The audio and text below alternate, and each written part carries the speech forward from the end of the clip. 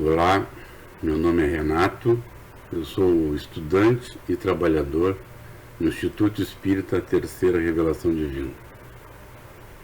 Coube a mim hoje dar continuidade a esse trabalho maravilhoso que nós estamos fazendo na nossa casa, que é mantermos os corações e as mentes unidas através da nossa doutrina e conectadas à espiritualidade superior. Então vamos nesse momento elevar o nosso pensamento e agradecer a Deus, nosso Pai, nosso Criador, e a Jesus, nosso irmão, nosso mestre, aos nossos mentores da nossa casa, mentores dos trabalhadores da casa, e todos aqueles espíritos, de uma forma ou de outra, fazem parte da nossa comunidade espiritual.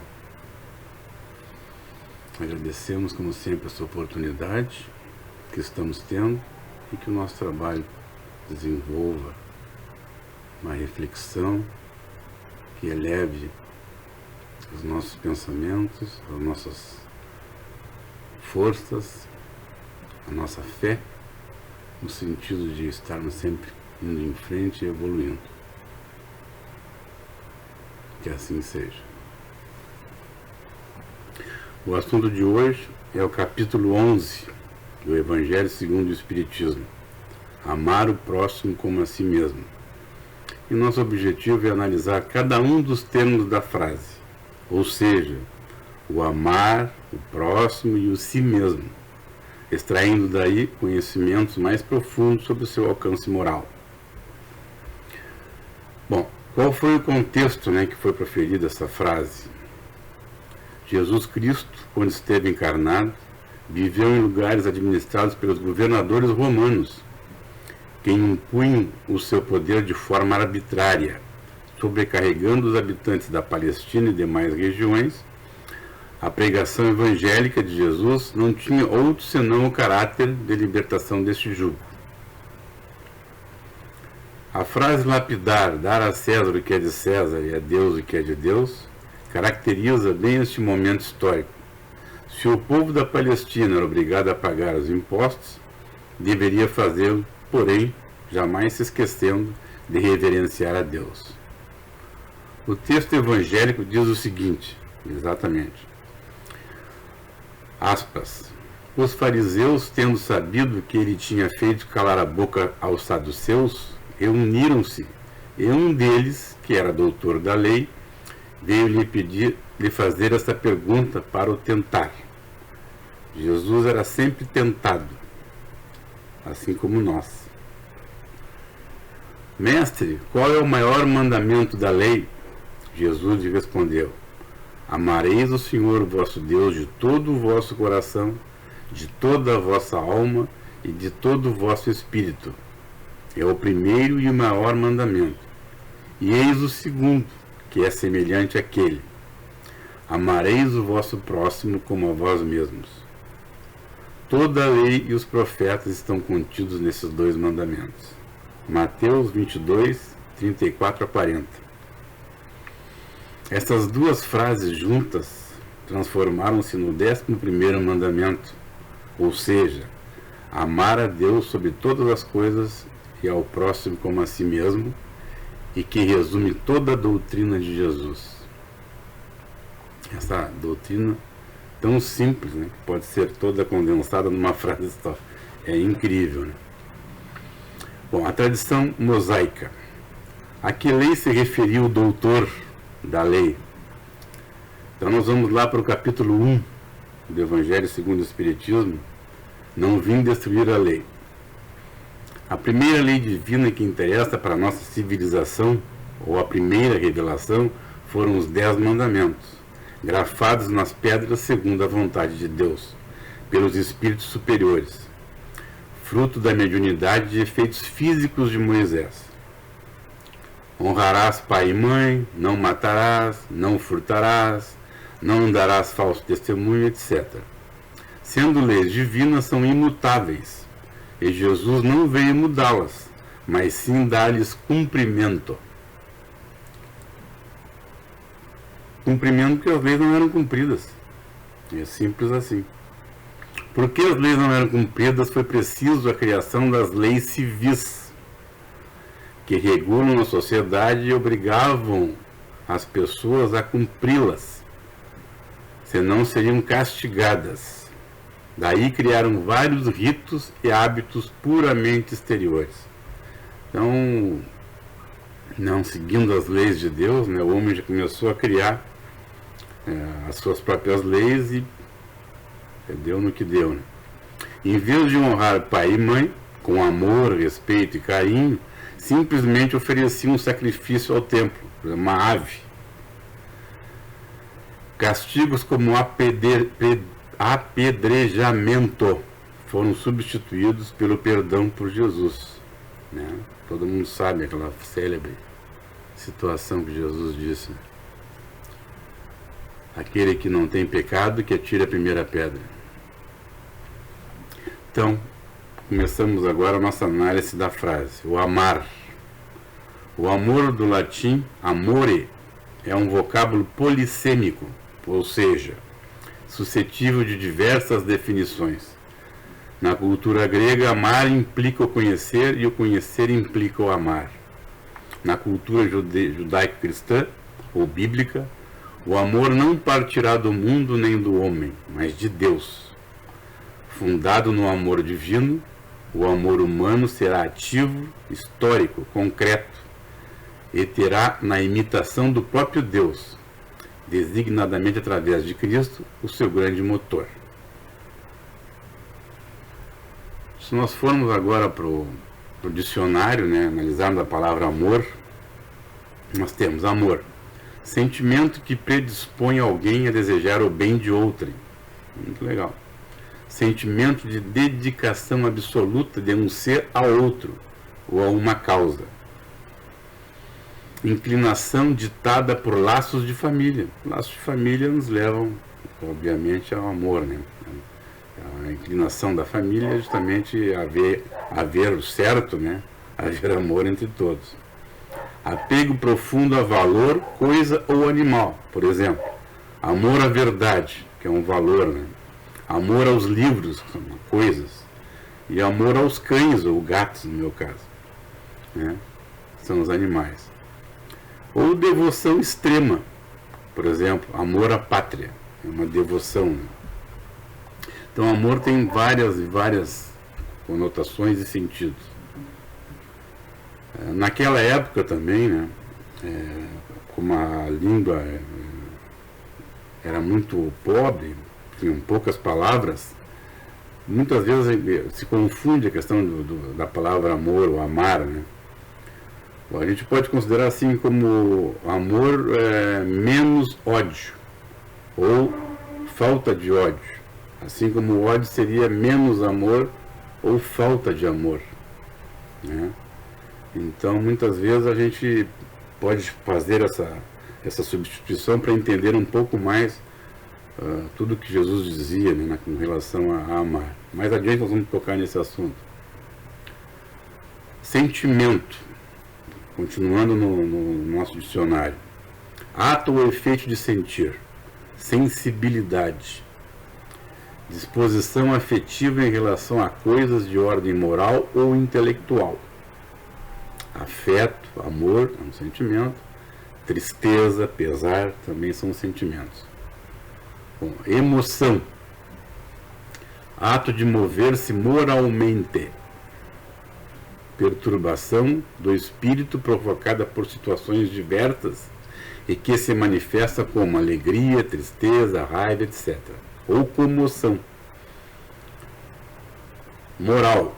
Conjunto de regras de conduta ou hábitos julgados válidos, quer universalmente, quer para um grupo ou pessoa determinada. Então, embora o termo amor seja polissêmico, nada nos impede de defini-lo como a totalidade dos sentimentos e desejos que estruturam o pensamento, para a liberação de energia e de forças que guiam a ação na produção do bem e possibilitam a aquisição de qualidades constituintes do crescimento do espírito. Kurt, 1981, página 81. Lembrando-nos que esta palavra é sempre ativa, ou seja, parte do sujeito para o exterior. O amor. Então, eu gostaria de refletir um pouco sobre a nossa experiência, né? O amor nas nossas vidas. Então, nós começamos a aprender a amar desde que nascemos, né? O recém-nascido tem aquele contato com a mãe, com as visitas, com os irmãos, né? Então, ele já desde o início já tem aquele contato amoroso, aquela sensação de ser amado, né? E de amar a sua mãe, trocar energia. Depois ele vai para a creche, né? Lá ele tem contato com os amiguinhos, já faz suas primeiras relações, né? Aprende a gostar da aula, da escolinha. Depois ele vai para a escola e lá faz novas amizades. Muitas vezes, por admiração, acaba se apaixonando pelos professores ou pelos colegas. Depois temos a adolescência, que é uma explosão de hormônios e pensamentos e sensações. E nós ali também temos várias experiências amorosas com outros seres, né? Com a nossa família, com os pais, com os amigos. Depois chegamos à fase adulta, continuamos com toda essa experiência amorosa, mas também continuamos aprendendo, tendo novas sensações e novas experiências, e conhecemos um outro ser que venha a ser nosso companheiro, que venha a ser nosso amigo, que venha conviver conosco, e nós transformamos tudo isso em amor. E isso pode nos levar a um casamento, por exemplo, que é uma outra relação, né, que cria companheirismo, participação, construção de algo junto, doação, dar-se, né? Amar é dar-se. E aí nós vamos aprendendo sempre, em toda essa nossa experiência ao longo da nossa vida, e um belo dia nós temos uma outra experiência, quando nós temos nossos filhos.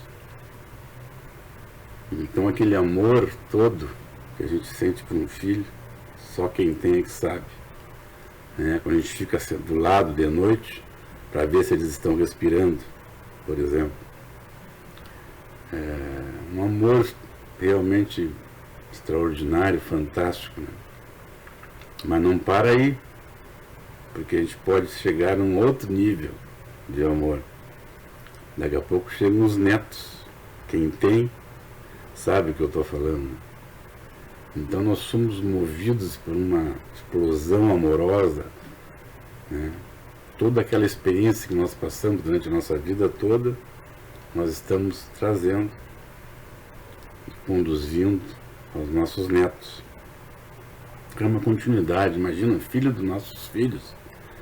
Uma coisa assim maravilhosa. Vejam que experiências fantásticas nós temos com relação ao amor. Tudo isso serve para nos mostrar que, apesar da nossa incrível experiência no amor, amar ao próximo significa colocar tudo isso em prática. Né? Então, tudo isso que nós aprendemos ao longo da nossa vida, nós temos que usar. Né? Por isso que é importante nós entendermos quem é o próximo. Quem é o próximo? A quem Jesus está se referindo, né? Amar o próximo. Cada pessoa em particular, parente, amigo, não importa. O nosso semelhante. Amar o próximo como a si mesmo é um conjunto de todos os seres. Amar o próximo como a si mesmo, fazer ao outro o que gostaríamos que fizessem por nós, é a expressão mais completa da caridade, pois resume todos os deveres em relação ao próximo. Qual é o limite do próximo? Seria a família, a religião, a pátria? Não. É toda a humanidade. Não existe limite, né? Caridade e amor ao próximo. Na questão 886 do Livro dos Espíritos, nós temos a seguinte pergunta: qual o verdadeiro sentido da palavra caridade, como a entendia Jesus? Nos responderam, então, nossos amigos e espíritos protetores: benevolência para com todos, indulgência para as imperfeições dos outros e perdão das ofensas. Simples.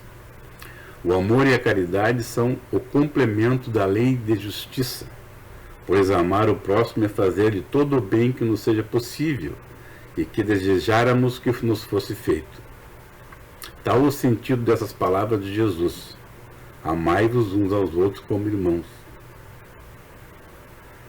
Na questão 887, também do Livro dos Espíritos, Jesus também disse: amai mesmo os vossos inimigos.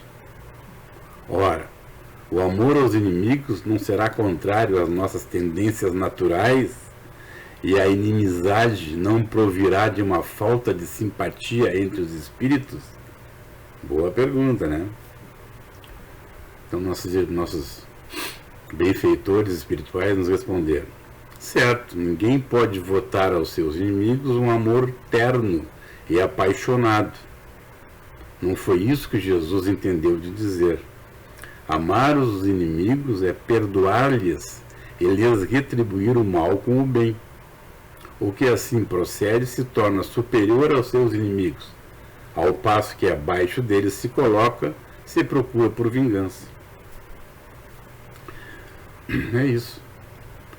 Vamos agora ao o si mesmo. Para entender a profundidade desta frase, deveríamos partir de nós mesmos, ou seja, cada qual procurando conhecer a si mesmo. Mas será isso possível? Como? Conhecer-se é processo sempre ativo de aprimoramento pessoal. Reforma íntima só poderá ser feita através do autoconhecimento. Não tem outro jeito.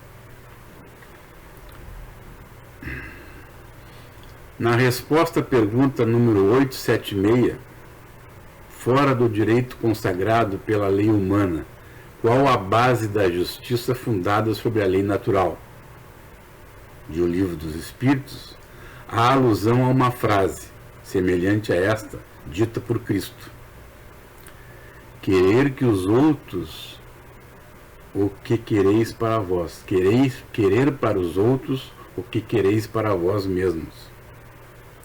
Os Espíritos orientam-nos que o critério da verdadeira justiça é o de querer para os outros aquilo que se quer para si mesmo, e não de querer para si o que se deseja para os outros, o que não é a mesma coisa.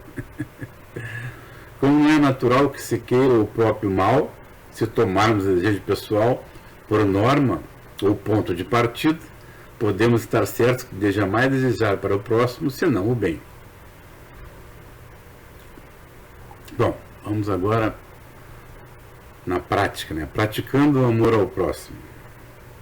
A prática do amor ao próximo pode ser vista em função da obediência aos ensinamentos de Jesus. Nesse sentido, quando perdoamos não 7, mas 70 vezes 7 a ofensa recebida, quando aguardamos até o dia seguinte para querelar com o nosso vizinho, quando exercitamos a nossa paciência diante das mais ásperas dificuldades, quando procuramos dar o exemplo, quando respeitamos a liberdade alheia, quando fazemos todos os esforços para não nos omitirmos, estaremos nos exercitando no amor ao próximo.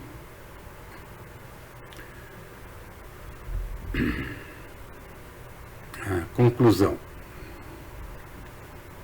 A ideia de amar o próximo é, como se vê, essencialmente prática e traz diretamente o bem a nós próprios. O espírito Samson, o qual integrava a Sociedade Espírita de Paris quando encarnado, enviou do plano espiritual a seguinte orientação, reforçando o sentido prático de amar o próximo. Abre aspas. Amar no sentido profundo do termo é o homem ser leal, probo, consciencioso, para fazer aos outros o que queira que estes lhes façam. É procurar em torno de si o sentido íntimo de todas as dores que acabrunham seus irmãos para suavizá-las. É considerar como sua a grande família humana, porque essa família todos a encontrareis dentro de certo período em mundos mais adiantados. E os espíritos que a compõem são, como vós, filhos de Deus, destinados a se elevarem ao infinito. Assim, não podeis recusar aos vossos irmãos o que Deus liberalmente vos outorgou. Portanto, de vosso lado, muito vos alegraria que vossos irmãos vos dessem aquilo de que necessitais. Para todos os sofrimentos, tende, pois, sempre uma palavra de esperança e de conforto, a fim de que sejais inteiramente amor e justiça. Então veja que interessante. O codificador da doutrina espírita reforça a orientação acima, ilustrando que amar o próximo é tratar todos de forma igualitária, tal como desejamos não ser discriminados, ressaltando que essa forma equilibrada de tratamento acabará com graves problemas sociais, como o da fome, por exemplo. Ora, amar o próximo como a si mesmo é não fazer nenhuma diferença entre si mesmo e o próximo. É a consagração do princípio. Todos os homens são irmãos porque são filhos de Deus. Então essa é a nossa colocação de hoje. É simples, mas é extremamente profunda, né? Parece tão fácil, mas a gente não vê nos dias de hoje, ao longo da nossa história, da humanidade, a humanidade colocando em prática esses ensinamentos. Parece fácil, mas não é. Porque é necessário que a gente abra mão de nós mesmos, dos nossos interesses pessoais, em detrimento do interesse dos outros. Nós nos agarramos muito ao mundo material. Nós estamos muito presos nas nossas necessidades materiais. Agora mesmo, nessa semana, nós estávamos vendo aí as pessoas jogando na Mega Sena da virada. As pessoas na fila ali, jogando. Porque há perguntado, né, o que fariam com o dinheiro. Resolveríamos os problemas. Seríamos felizes, temos grandes planos para fazermos com o dinheiro. Como se o dinheiro fosse tudo. Então estamos aí procurando sempre dinheiro, sempre as coisas materiais, e estamos esquecendo das questões espirituais. Quantas pessoas aí, milionárias, nos consultórios de psiquiatras e psicólogos, resolvendo seus problemas gravíssimos, problemas familiares, problemas com os filhos, com a família, né? Por outro lado, nós vemos aí muitas pessoas sem posse nenhuma, mas com grande sabedoria, uma felicidade, uma alegria interior que não tem preço. Então é importante que a gente faça essa reflexão nesses dias que estamos vivendo, né? Porque estamos passando por um momento bem difícil, onde nós estamos vendo ao nosso lado, próximo de nós, o nosso próximo, né, sendo afetados por essa pandemia e por outros problemas também. Não é só a pandemia que incomoda, mas as questões de pessoas solitárias, pessoas que não têm com quem conversar, pessoas que estão desempregados, que tiveram seus negócios fechados, e estão sofrendo. O sofrimento é o mesmo, né? Não cabe a nós julgarmos o tipo de sofrimento, mas sim ajudarmos as pessoas no seu sofrimento. Então, assim, uma coisa que eu gostaria de deixar hoje nessa nossa conversa é essa questão assim, a gente sabe que nós temos um plano reencarnatório, que nós viemos aqui para passar por situações, nós sabemos que o sofrimento faz parte do nosso crescimento, da nossa evolução, nós sabemos que temos que passar pelas provas, pelas expiações, que temos que ter resignação, que temos que aceitar as coisas como elas são. Mas existe 2 capítulos no Evangelho muito interessantes, que eu recomendo que sejam lidos, que é pedis e obtereis. E tem um outro que diz, buscais e achareis. São coisas completamente diferentes. Então, assim, nós, apesar de sabermos que as coisas têm que acontecer e que vão acontecer conforme a justiça de Deus, também está sendo dito para nós, nesses capítulos, que nós temos o direito sagrado de pedirmos as modificações, de pedirmos a cura para as pessoas doentes, de pedirmos o amor para as pessoas solitárias, de pedirmos a felicidade para cada um de nós. Nós temos esse direito sagrado, mas é importante que a gente entenda que nós temos também a obrigação de buscarmos o conhecimento, o ensinamento, humildemente, para que nós possamos crescer, evoluirmos, buscar a evolução, aproveitar o máximo possível dessa nossa encarnação, para podermos seguir em frente e fazer com que isso, tudo que a gente esteja passando, sirva para alguma coisa, para algum conhecimento. Não está fácil esse momento, mas nós vamos passar. Nós sabemos que tudo é passageiro, as coisas boas terminam, mas as coisas ruins também. Então vamos manter sempre a nossa fé, nossa força, a nossa energia, acreditando sempre na nossa doutrina, na justiça do nosso Deus. E que nós vamos vencer, todos juntos. Muito obrigado e que assim seja.